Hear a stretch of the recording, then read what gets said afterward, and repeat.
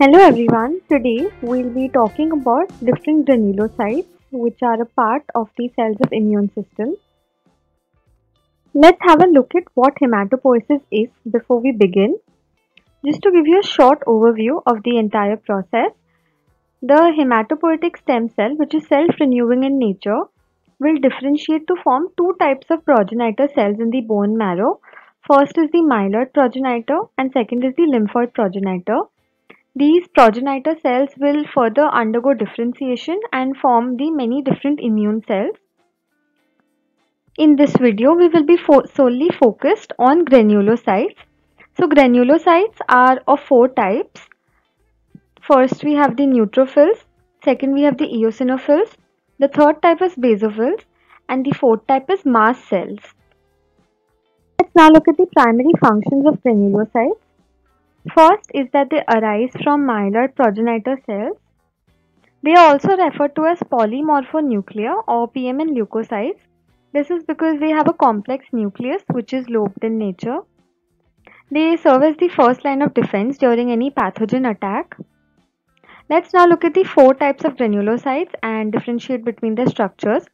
So first we have the neutrophils. They have a trilobed nucleus as we can see over here, and on staining their granules appear to be light blue or lilac in color. The second type is basophils. So they have a dilobe nucleus, and on staining their cytoplasmic granules appear to be dark blue in color. So because of this dark blue color, sometimes it can be difficult to visualize the nucleus itself during microscopy, which can cause a hindrance. Also, another unique point to keep in mind is that basophils contain glycogen in their cytoplasm, which is unique to only basophils. The third type is mast cells.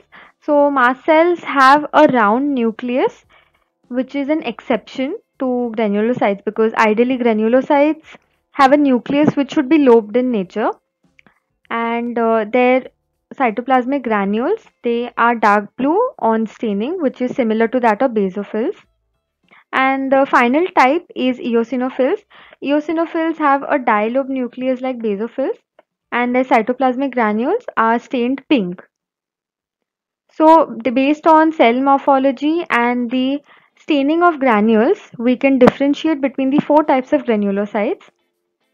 Now, the primary function that the granules play is that they contain an array of different proteins which are specifically released on coming in contact with the pathogen.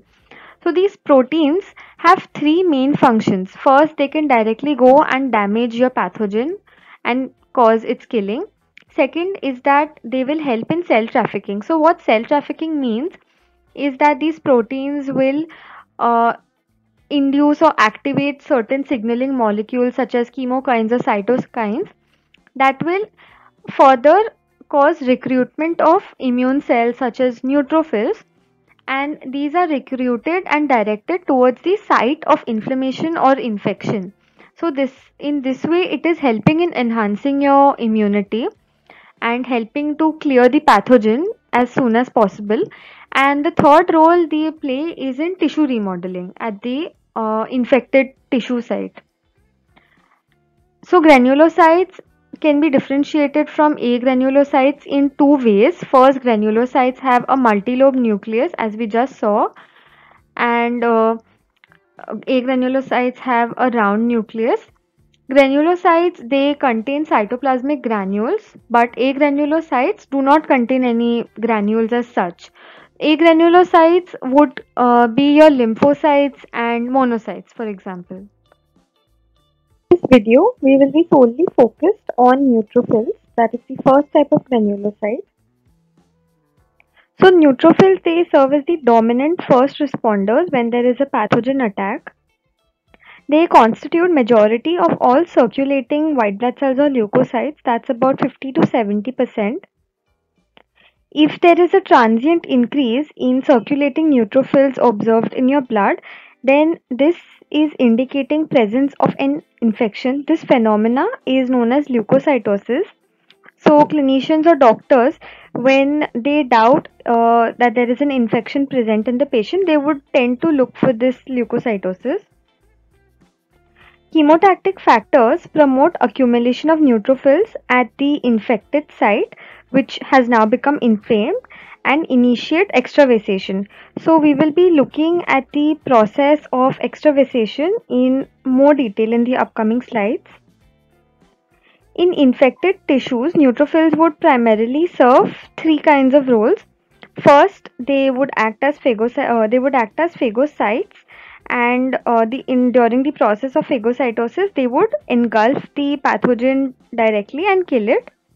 They would also secrete certain antimicrobial peptides and proteins, and they would help in tissue remodeling of the infected site.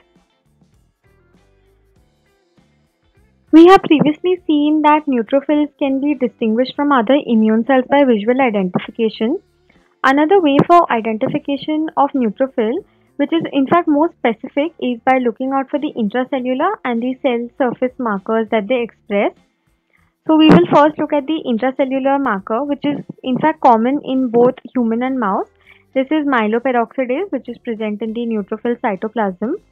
Now the cell surface markers differ from human and mouse. We will first talk about the ones present in human. As you can see, an array of cell surface markers are expressed by neutrophil. These are just a few. There are in fact many more. But some of the primary ones that are generally used are CD16, CD15, CD11B, and there is CD66B+. Now we'll talk about the ones present in mouse. In mouse, there is CD11B and there is Ly6G.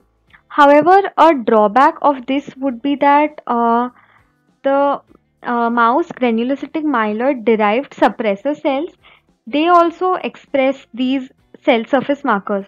So how we can differentiate our neutrophils from the suppressor cells is by checking for the lack of expression of MCSF, and we should also check for an absence of immunosuppressive property. So in this way we can specifically look for our mouse neutrophils. Let's now look at the different steps that take place in the life cycle of neutrophil. So the first step is that in the bone marrow we have a hematopoietic stem cells. These stem cells are undergoing hematopoiesis to form first myeloid progenitor cells and then neutrophils. These neutrophils are then exiting the bone marrow and entering into the peripheral blood, where they circulate for about 7 to 10 hours. The neutrophils are quite important in the blood because they continue to survey the blood for presence of any pathogen.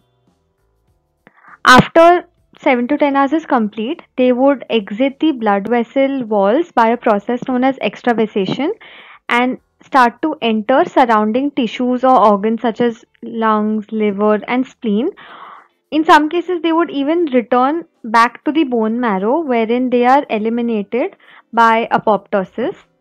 So it is quite important to maintain a correct balance of neutrophils in your blood, and this is why the death phase in neutrophils is quite important. These neutrophils would continue to get deposited in these tissues for a few days and then they die, and they would then form the major component of pus. So pus, as we know, is the white substance which is formed, and now we know that neutrophils are in fact the major component of pus. So in the previous slide, we saw the different steps that are involved in the life cycle of neutrophils. We saw there is a step known as extravasation. So let's see what this process is all about. When the pathogen manages to evade all the initial immune responses and enter into our body via an open wound, three kinds of cells would come into action. First, we'll talk about the first cell type, that is macrophage. So macrophage, as we know, they are one of the primary phagocytic cells. They would first phagocytose the pathogen directly in a process known as phagocytosis, and this is a form of direct killing. The next way it would help in enhancing your immunity is by tissue repair and tissue remodeling of the infected site. And the third way is by immune recruitment. So what exactly is immune recruitment? We can see over here that the macrophage is secreting many types of small molecules. These molecules are nothing but your chemical signaling molecules such as chemokines, cytokines, lipid mediators, etc. What these molecules would do is they would mediate the clustering and the recruitment of leukocytes present in blood vessels such as neutrophils. This is your neutrophil present in the blood vessel. This is helping in a process known as neutrophil extravasation. It is helping your neutrophil exit the blood vessel, and it is creating a density gradient that is helping to direct the neutrophil towards the infected site where the pathogen has attacked. So we can see by this way the neutrophils would reach the infected site and they would then phagocytose the pathogen. This is so neutrophil was a second cell type. The third cell type we have is mast cell. Mast cell, as we previously saw, is a type of granulocyte. So on coming in contact with the pathogen, mast cell would undergo degranulation, as we can see over here. So what is degranulation exactly? The mast cell, we know it has many granules. These granules contain many proteins and many different kinds of factors, different enzymes like hydrolases. It has many antimicrobial peptides and proteins and many more kinds of things.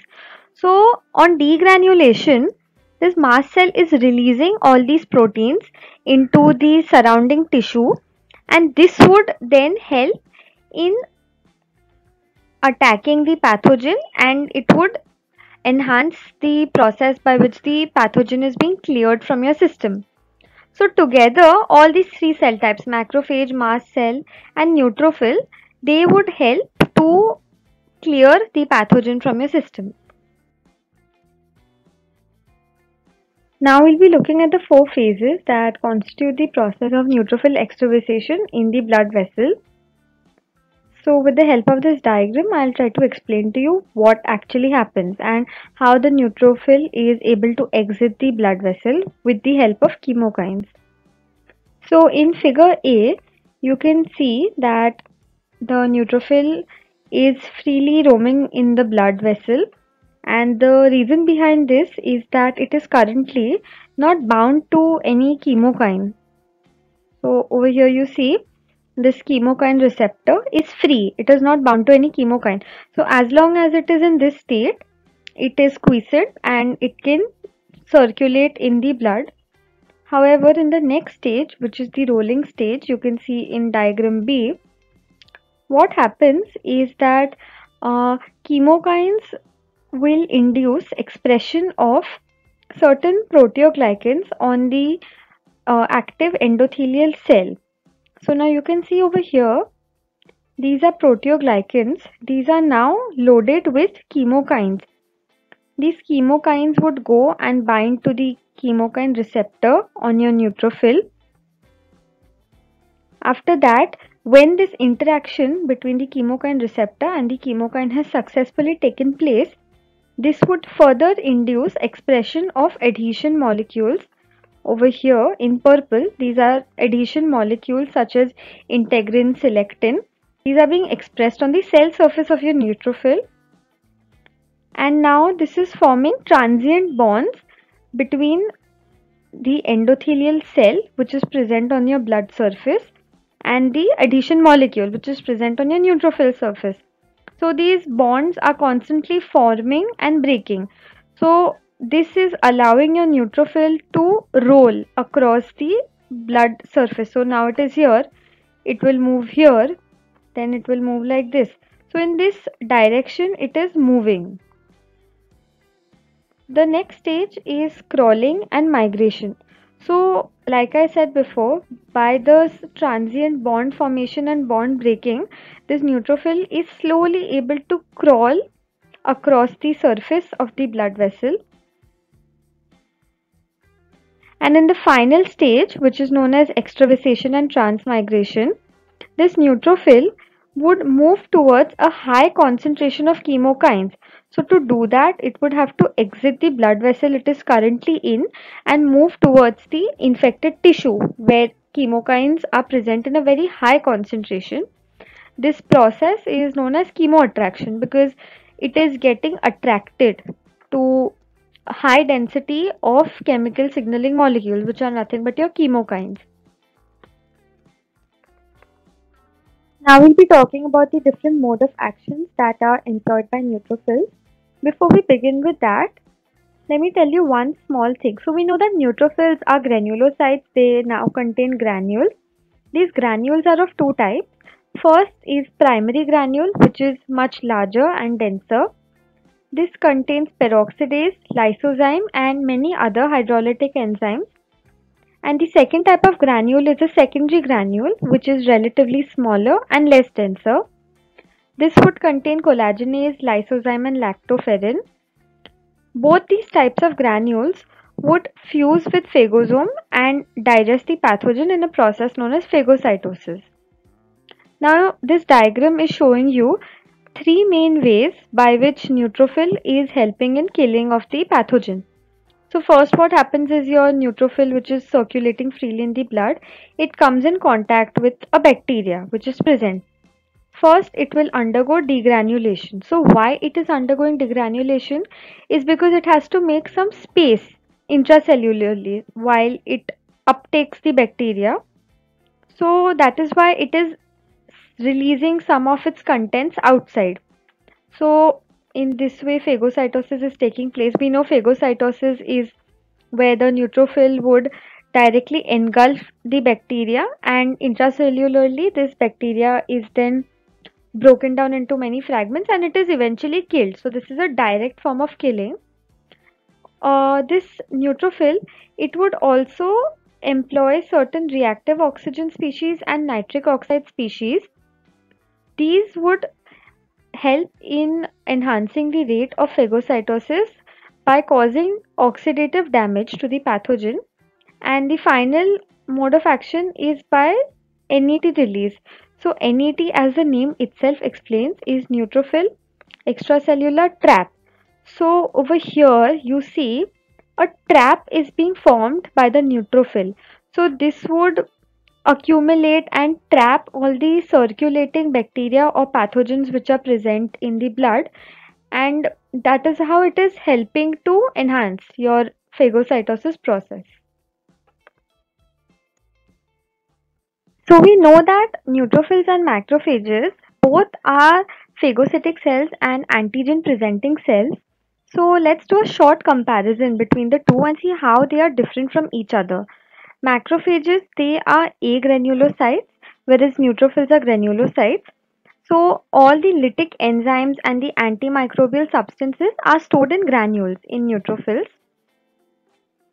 Then neutrophils, they employ oxygen dependent and oxygen independent pathway to produce antimicrobial peptides and proteins. However, that is not the case for macrophages.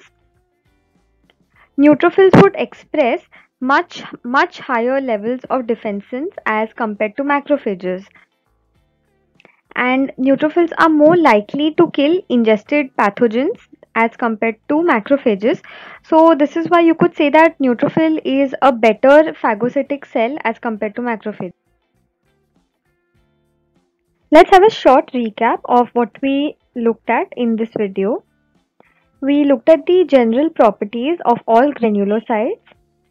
We studied about the structure of different granulocytic cells. So we saw there are four primary granulocytes, that is neutrophils, eosinophils, basophils and mast cells, and we saw how we could differentiate between these types of cells.